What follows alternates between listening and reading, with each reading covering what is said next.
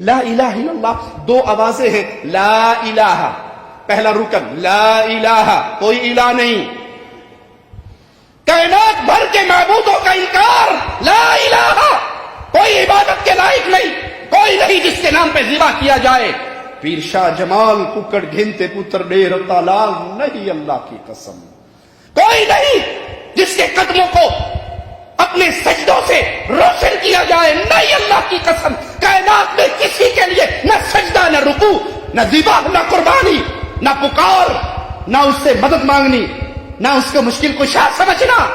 لا الہ دھرتی پہ کوئی نہیں، نہ آسمانوں میں، نہ زمینوں میں، نہ فضاؤں میں، نہ ہواؤں میں، نہ سمندروں میں، الا اللہ.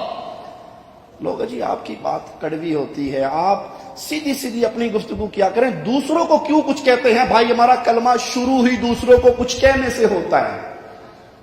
ہمارا کلمہ آغاز میں غیر اللہ کی جتنے معبود بنائے ہوئے ہیں ان سب کی گردن کاٹنے سے ہمارے کلمے کا لا الہ، کوئی الہ نہیں، سب جھوٹے ہیں جو سجدے کروا رہے ہیں، جھوٹے ہیں جو قوالیاں گا رہے ہیں.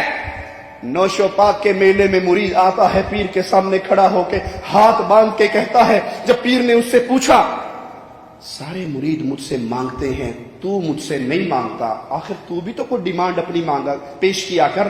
تو ہاتھ باندھ کے مرید کھڑا ہو گیا اور کہنے لگا نقل کفر کفر نہ باشد، پیر منے تینو جگ سارا، پیر مندہ تینو جگ سارا، اساں تے تینو رب منیا ہے.